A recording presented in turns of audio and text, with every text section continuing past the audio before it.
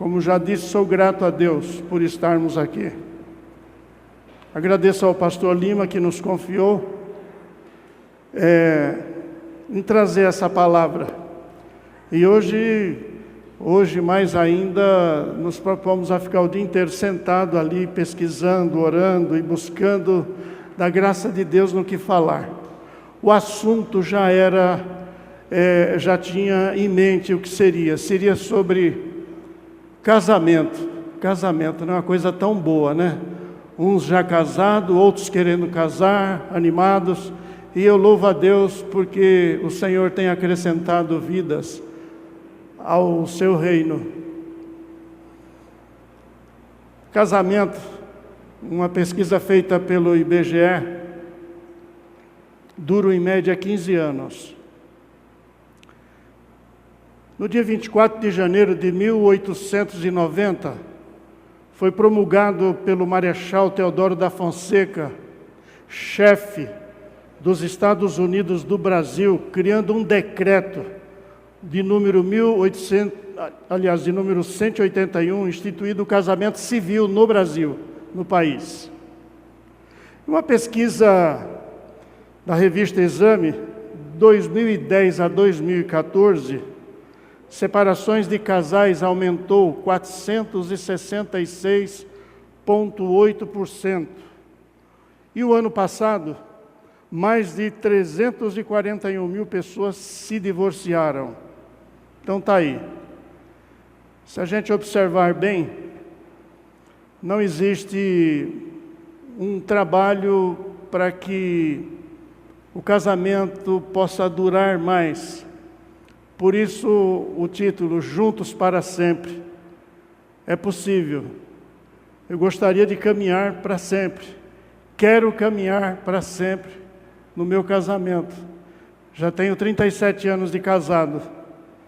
E é interessante que a bênção pastoral eu vim receber aqui na Igreja Adventista da Promessa. Lá onde eu estava, foi dada a bênção por um sacerdote, um capelão, porque eu e minha esposa nós somos militares, então um capelão nos casou. Casou um soldado com a sargento.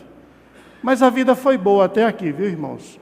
O soldado soube conviver com o superior hierárquico e Deus tem nos dado graça de podermos entender a palavra, porque a palavra de Deus diz o quê? Quem é que manda em casa, irmãs? Elas não falam, né? Mas a Bíblia diz que quem manda em casa é o homem. Mas Deus também, na sua infinita bondade e misericórdia, Ele diz assim, que o homem trate bem a sua mulher como Cristo tratou a igreja. Como Cristo ama a igreja, como Cristo amou a igreja. Amém? Não poucos amém, né? Mas tá bom, vamos entendendo aí. Juntos para sempre. É possível? Posso fazer essa pergunta para você. É possível? Talvez você diga assim, é difícil, mas estamos tentando. Talvez nós podemos observar que você tenha podemos observar diversas respostas. Talvez você esteja tentando, talvez você esteja empurrando com a barriga o teu casamento. E Deus nos incomodou de tal forma com esse assunto, que dia 16 eu me propus a falar sobre casamento, falar o que eu vou falar hoje, dia 16 de dezembro. E o pastor Efraim e a Delza, como eles são do Ministério da Família, me pediram bondosamente para trocar a data. Eu falei, amém, não tem problema. O senhor prega, e ele falou que viria trazer algo sobre as famílias. Então, portanto, o meu nome é Anivaldo e eu sou da Ana, certo? Não foi assim? Então, nós vamos falar sobre a tua família. E eu me propus a vir aqui a falar sobre a tua família, sobre a minha família, porque toda vez em que eu pego um texto falando sobre a família, irmãos, eu vejo que algumas coisas eu deixei para trás. O homem, ele é assim, viu, irmãs? Mas ele pode ir melhorando, ele pode ir buscando uma perfeição. Mas se a gente não tiver atrelado à palavra de Deus, a gente não vai buscar essa perfeição ao lado do seu cônjuge, tanto a mulher como o homem. Então, para aqueles que querem casar, não é porque o pastor fez o cursinho do noivado, não é porque o pastor foi lá, o sacerdote foi lá e deu a bênção para vocês, em nome de Jesus, que disse aquelas palavras lindas e bonitas, que está tudo certo. Não está tudo certo, não. Casamento é algo mais sério. Viu, rapazinho? Cadê a Rebeca? Por aí. Ali, ó. Muito bem. Casamento é coisa séria, mas é gostosa, é boa. Porque eu estou lá até hoje, faz 37 e vou para 38. Em abril eu faço 38. Muito bem. A Bíblia nos afirma que o casamento, ele deve ser contraído com temor, com reverência, pois foi estabelecido por Deus, quando o homem ainda era inocente. Deixará o homem pai e mãe e se unirá à sua mulher, tornando-se os dois numa só carne. Eu quero destacar 3 coisas aqui. Deixar, unir-se e tornando-se. O verbo deixar carrega em si a ideia do corte umbilical. Deixar geograficamente, financeiramente, emocionalmente. É um público, não é abandono, viu, irmão? Você não vai abandonar seu pai e sua mãe. No entanto, o casal deixará pai e mãe para formar a sua família. O verbo unir-se traz a ideia de um relacionamento legítimo, permanente, monogâmico e exclusivo. Não traz o sentido de anular-se, mas para ser complemento um do outro. É bom a gente falar isso, porque esses dias eu matutei tudinho o que eu tinha melhorado, e na realidade eu tinha era deixado. Então, a ideia da gente vir trazer a palavra não é ensinar, não. É relembrar junto quais são as nossas responsabilidades em casa, às vezes no seu trabalho também, e junto com a sua querida, com a sua esposa, com aquela que Deus preparou para você, ou vice-versa. Então, queridos, vamos aprender. O dia hoje, eu gostaria de ter uma igreja cheia para isso. Mas Deus nos colocou à frente de vocês.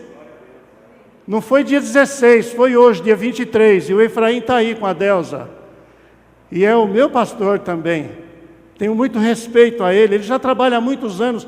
Quando eu vim para a igreja há 30 anos atrás, eles já trabalhavam com família. E eu participei de alguns encontros com eles, foi muito gostoso, muito bom. E todas as vezes em que eu vou para um encontro de casais, eu percebo que alguma coisa foi deixada para trás. Como nós estamos no final de ano, irmãos, é bom, preste bem atenção vocês, é bom que a gente faça uma retrospectiva na nossa vida de casado. Ora, tu faz uma retrospectiva na tua vida financeira, no teu trabalho, e já vai colhendo, fazendo os propósitos para o ano de 2019 e de 2018, o que tu esqueceu de fazer. Quantas coisas a gente deixa de fazer? Eu percebo que tem dias em que eu saio com a minha esposa, eu não abro a porta do carro para ela, porque é tudo automático, você aperta o botão, abre tudo, acabou. Eu vou lá e abro a porta do carro para ela entrar, porque ela não gosta de dirigir, ela bota eu para dirigir e eu vou, não tem problema. Mas são coisinhas pequenas, ou aquela louça no domingo que você enrolou e não lavou, e ela, coitadinha, já pega de manhã e não tem, só o sábado, né? Mas é o domingo, é o feriado, é o ponto facultativo, não tem dia. Ela está lá no tanque, ela está lá na pia, ela está lá esfregando os vidros, passando álcool, passando vinagre, passando sei lá o quê, e dependendo do que passa, eu tenho que sair correndo porque eu tenho renite e começa a atacar. O homem sempre dá um jeito. Então é bom vocês darem bastante risada, mas percebam que eu estou rindo junto com vocês. É engraçado, mas é sério, viu? É sério. Viu, Edu? A coisa é séria. Ajude a Gláucia, por favor. O casamento, queridos, é a mais antiga cerimônia da história da humanidade. Foi celebrada no começo do mundo perante o próprio Criador. Nunca deixou de existir e tem sido mantido pelo próprio Deus. O danado do homem é que quer acabar com o casamento. Lá no México hoje, casamento tem data de validade. Você já imaginou isso? Data de validade. É 2 anos. Se você não correu lá no cartório, não casou, você está solteiro. Aí lascou tudo. É engraçado, né? Mas é. Aí, voltando, né, Rebeca? Casamento é a coisa mais boa do mundo, tu vai ver. Não sei se o Douglas e a Simone vai concordar, mas não é, pastor? Não é, Osni? Então, além da intimidade física, o casal, eles compartilham tudo o que possuem. Tudo. Emoções, seus pensamentos, alegria, sofrimento, esperança, vitória. Também para isso deve ser contraído no amor de Deus. Deixe seus interesses de lado, por favor. Não, porque casamento é a vida inteira, gente. Se tiver interesse e não tiver amor, é complicado. Depois o interesse vai-se e o amor que é bom e poderia durar a vida inteira não tem, aí, como é que fica? Se já começa errado, não tem como dar certo. Lembrando sempre que foi ordenado para companheirismo, o cônjuge, apoio, consolo, que ambos devem propiciar um ao outro enquanto viverem. A Ana disse que quer viver até os 100, e eu vou junto com ela. Amém. Vou junto. Eu acho que eu vou ser um crente chato, viu, pastor? É porque a gente vai ficando muito velho e quando pega o danado do microfone é complicado, né? Ainda bem que a Ana está ali, ela fala, bem, já... Eu gosto dela, sempre me ensinou. A Vivi e a Ana sempre me ensinaram. A Vivi, ela sempre me ensinou as mensagens. Eu louvo a Deus pela vida dela. Eu ia pregar, eu gostava de conversar com ela. Em outras palavras, passava pelo crivo dela. Pai, não é assim, essa palavra está errada. O contexto não está legal. Então, a família é isso, filho é isso. Não importa, você é que manda em casa, você é o homem. Mas saiba ouvir sua mulher, seus filhos. Saiba ouvir, saiba respeitar, saiba ter o seu casamento com fidelidade, com amor, com perseverança. E porque Deus está olhando. Deus sabe de tudo.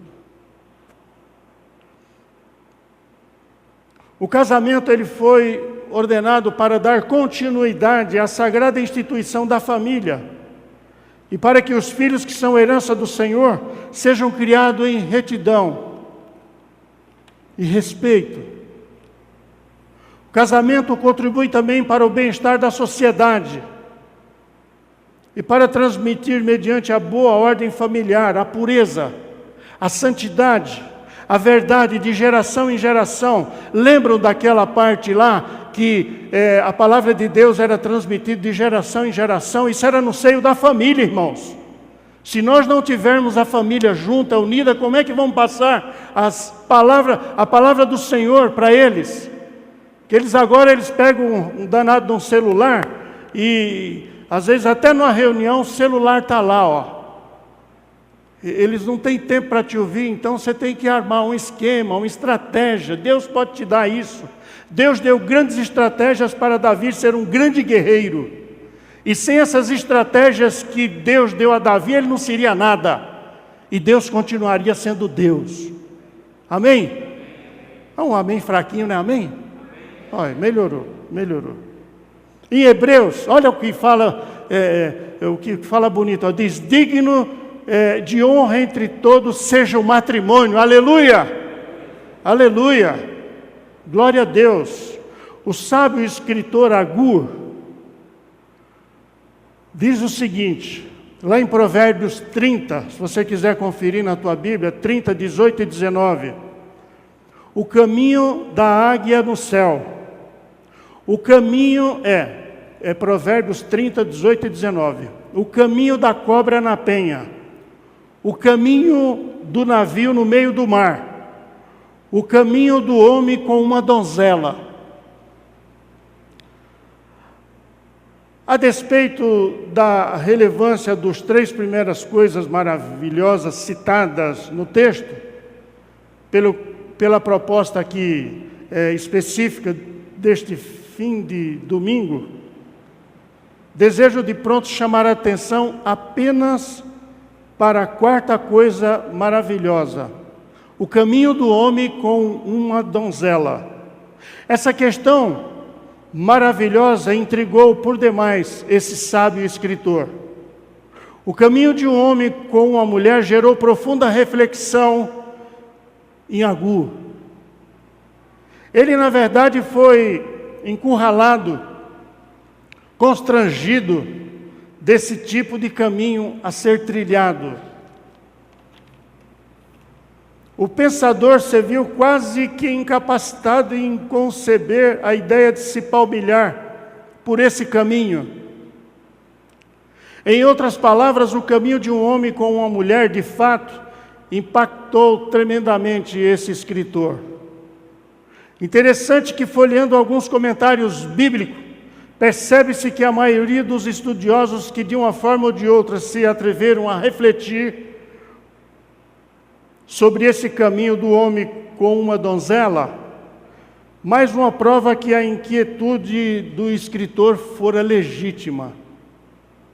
Pois bem, mas independente do grau de complexidade ou das diversas alternativas construídas pelo homem pós-moderno para trilharem esse maravilhoso caminho do amor, a Bíblia Sagrada nos revela, nos aponta um caminho excelente para ser trilhado com um homem e a sua esposa.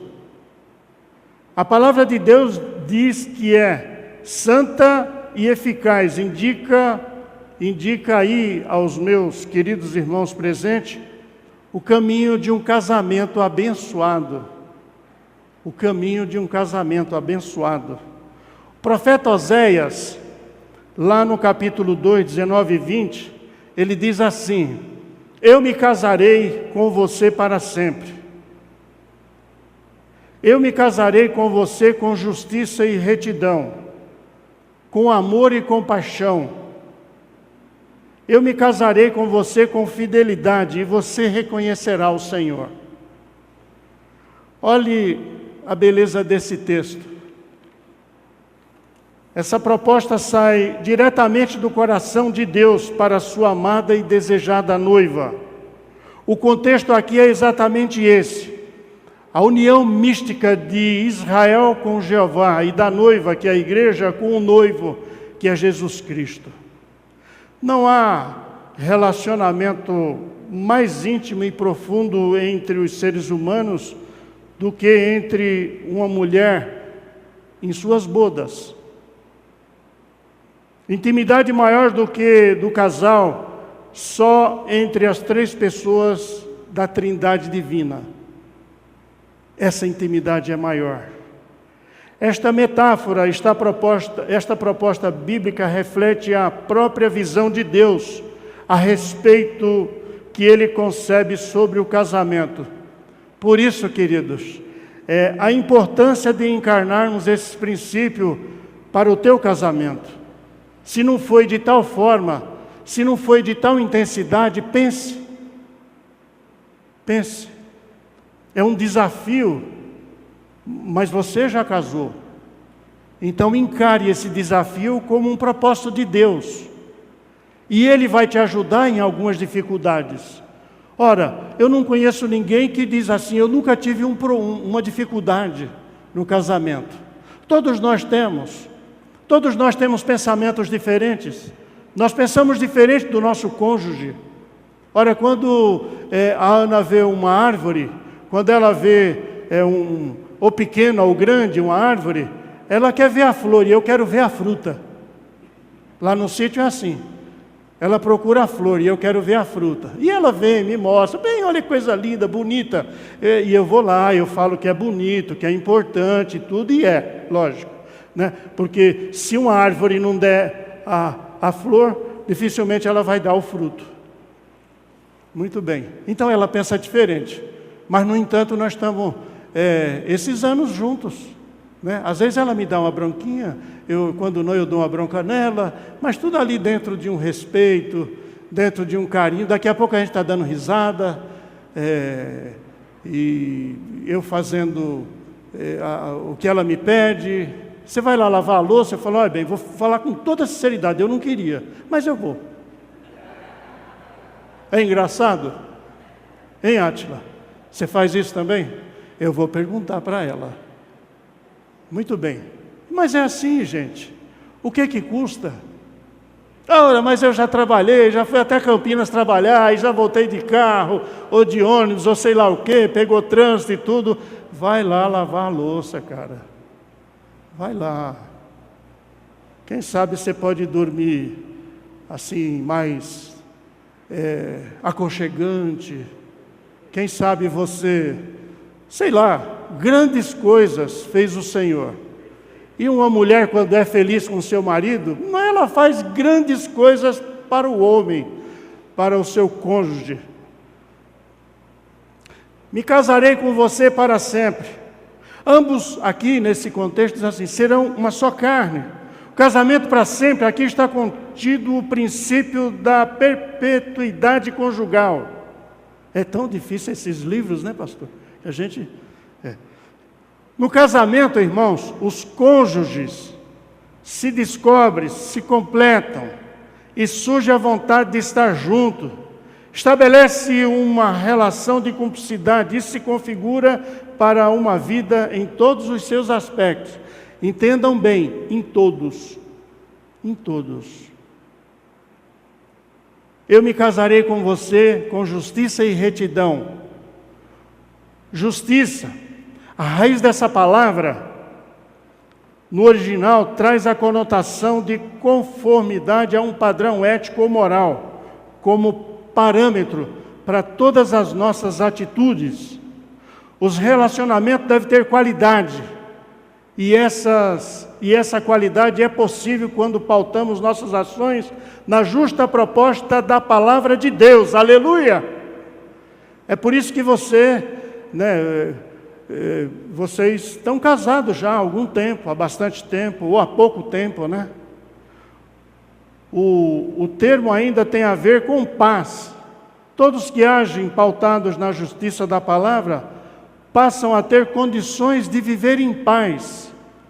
Você já percebeu algum cara, algum colega, alguma pessoa do teu convívio comercial, e falou, hoje a minha mulher não me deixou em paz?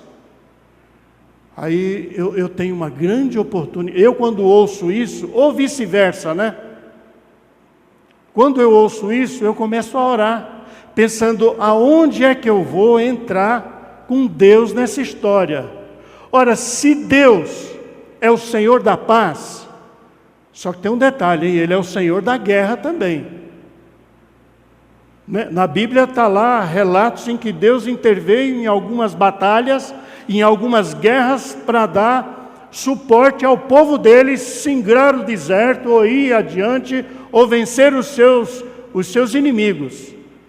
Então, eu tenho o meu Senhor como Senhor da paz. A paz que ele diz aqui, nesse contexto, é paz de cabeça, é paz de você chegar em casa cansado, você abraçar ardorosamente a sua esposa, ou vice-versa, e tomar um banho, e esperar aquela comidinha gostosa, e no final da noite ir para a cama e dormir, colocar a tua cabeça no travesseiro e dormir em paz.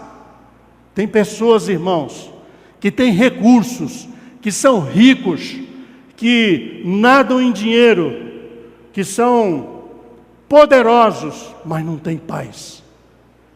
A mulher mais rica na década de 60, ela subiu a ponte de Golden Gate, dos Estados Unidos, uma das maiores pontes, e se jogou, e deixou um bilhete, alguém pegou e leu. Tenho tudo. Ela era chamada como a mulher do toque de Midas. Na mitologia grega era aquela pessoa que tocava, era aquele negócio que tocava em qualquer objeto e virava ouro. Aquela mulher era rica a esse ponto. Tudo o que ela fazia virava ouro, virava riqueza, fortunas e fortunas. Mas sabe o que ela disse nesse bilhete? Eu não tenho paz. Isso é vida? Não é. Sabe quem é a paz, irmãos? É esse que aprovou o teu casamento. É esse que está cuidando da tua vida. É esse que tem incomodado pessoas para trazer uma mensagem para o teu casamento, para a tua vida, para o teu bem-estar político, para o teu bem-estar de vida com a sua família, com seus filhos, nos seus negócios.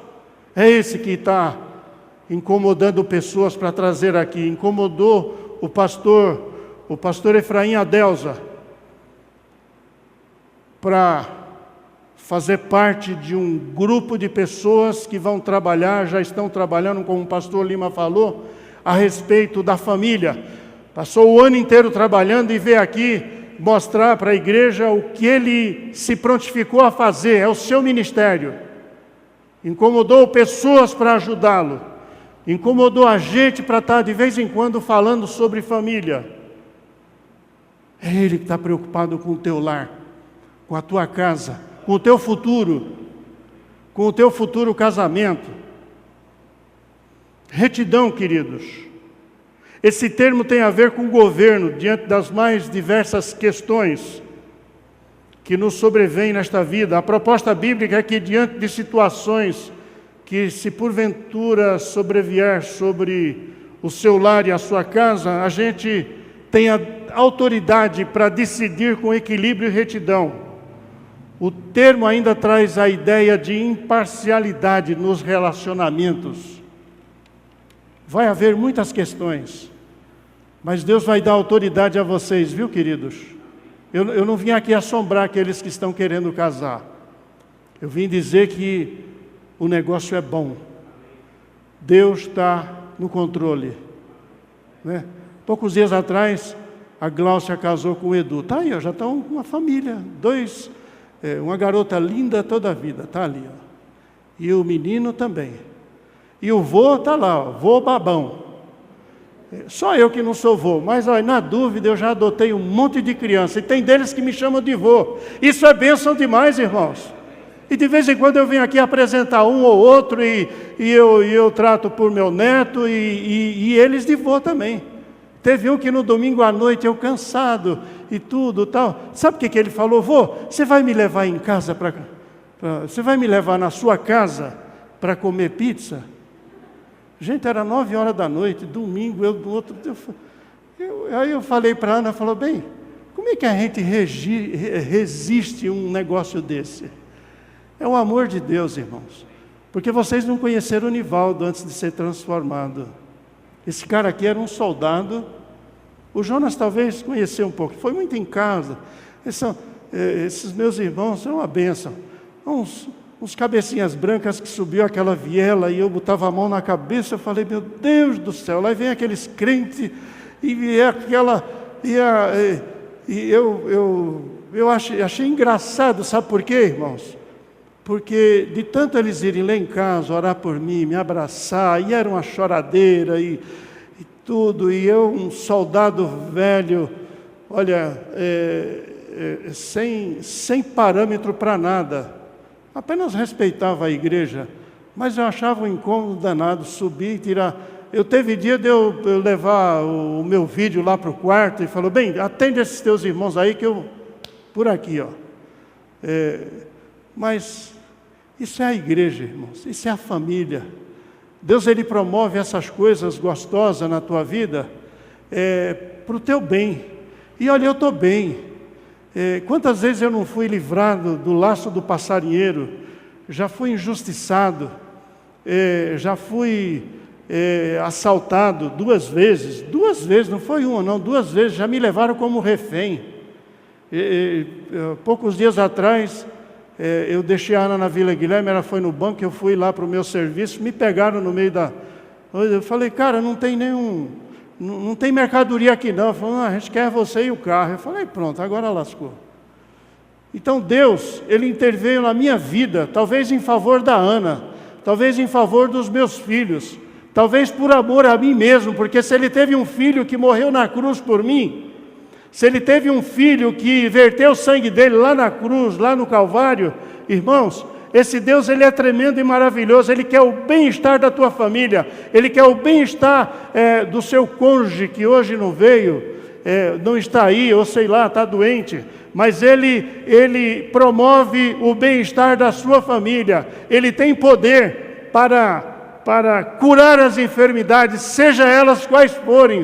Eu sou uma prova de que fui transformado e fui curado pela graça de Deus, mesmo diante de um relato médico, dizendo que a minha situação era para uma cadeira de roda. E eu estou aqui hoje, um pouquinho curvado, tudo, mas é que a idade vai chegando, né, gente? A idade vai chegando, eu já tenho 63, e até chegar aos 100 vai demorar um pouquinho, não é fácil.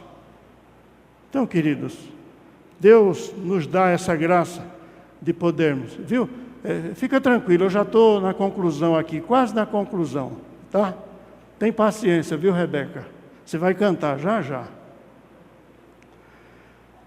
Eu me casarei com você com fidelidade, é o quarto e último. Olha que alegria, né? Então, sendo assim, o casal pode confiar um no outro. Não há credibilidade, pois há credibilidade nas palavras e ações. Não é somente em palavras, tem que haver as ações. Ao casal, podendo trilhar com fidelidade, de maneira tranquila, com a consciência limpa, vidas transparentes, alcançada pelo brilho da luz de Cristo, é bênção na tua vida. Poderia fazer uma pergunta para você.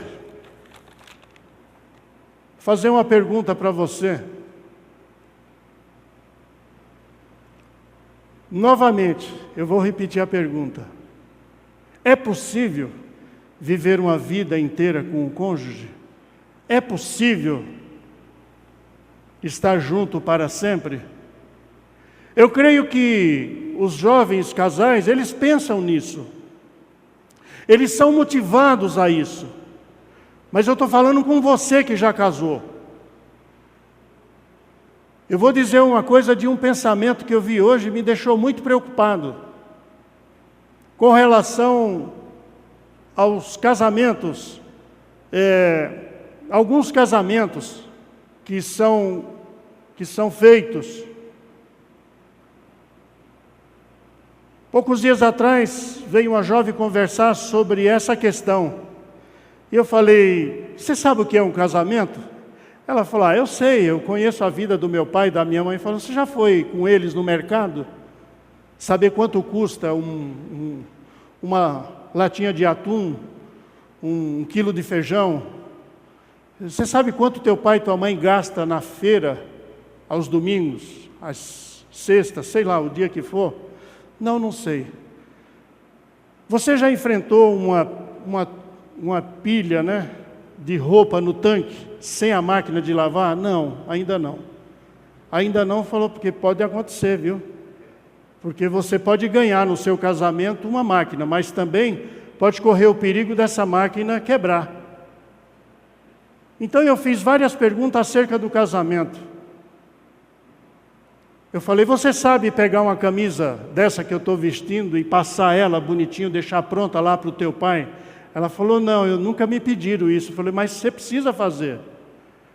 Porque o casamento, filha, não é só a festa, aquela coisa bonita, aquele glamour que existe. E cada vez mais, os casamentos, eles estão assim, animados demais, né? Animados. Poucos dias atrás eu fui na feira com a Ana e tinha um rapaz falando de um amigo que casou um filho, gastou 50 mil reais. Foi, né? 50 mil, né, bem? 50 mil reais. 24 horas depois, já estavam separados. Eu não sei porquê. Mas ele falou, esse casamento de hoje não dá, é complicado. Então precisa pensar em tudo isso.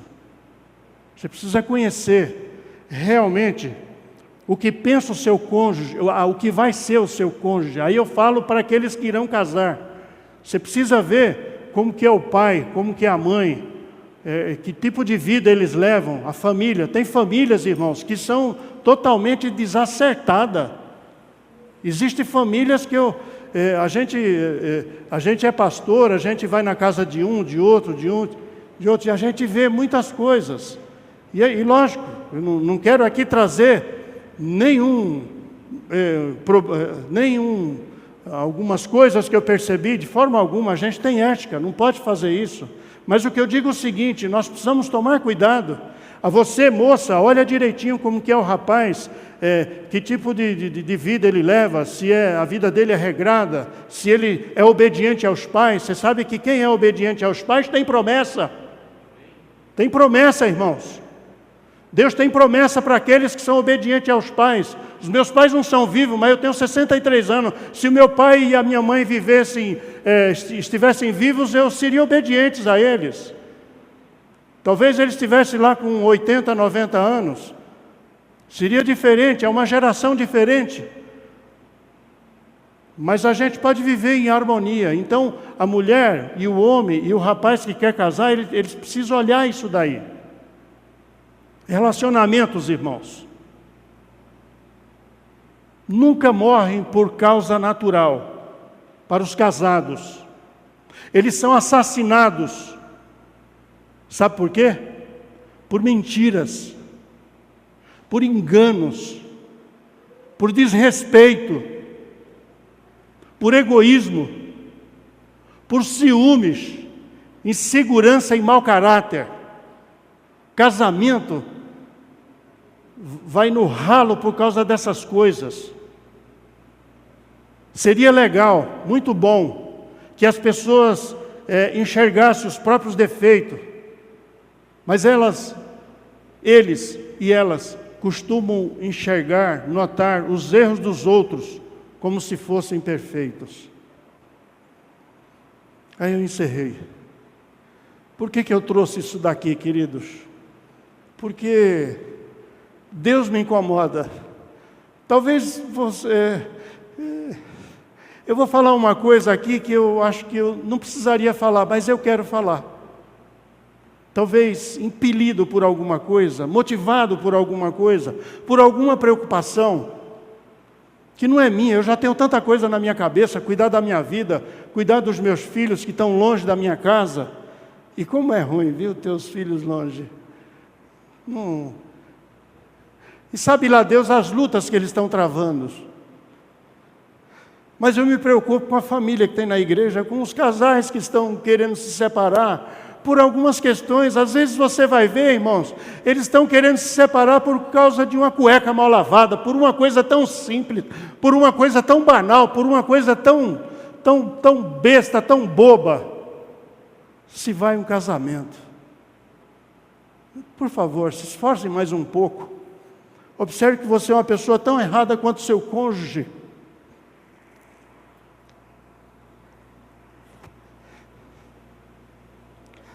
O resultado de se trilhar por esse caminho excelente é que o Senhor será conhecido e também Ele pode ser glorificado através da sua união. Eu tinha um pensamento quanto à minha vida. Eu acho que quando eu chegasse a um dos meus 60, sei lá se eu chegasse, eu não sabia que chegaria, mas eu já estou com 63. Eu achava que os problemas diminuiriam. Por engano, Osni, pastor Lima. Muito pelo contrário, eles aumentaram. As preocupações são maiores. Eu não estou muito ligado hoje à mocidade da igreja, mas eu oro por muitos casais jovens, que eles eram bem novinhos. Alguns deles andaram comigo de mão dadas, fazendo evangelismo. Hoje são casados, têm filhos. Eu continuo orando por eles. Por que será que eu tenho essa preocupação? É pelo Nivaldo? Não, é por Deus, por amor aos seus filhos, a você. Por uma causa tão nobre, que é o bem-estar da família. Tenha em mente uma coisa: Deus, Ele está nesse negócio, no teu casamento, nas tuas preocupações. nas tuas lutas tão infindáveis. Você pode voltar a viver em comunhão e em paz com a tua mulher, com o teu marido. É difícil? Pode ser. Mas Deus é o Senhor.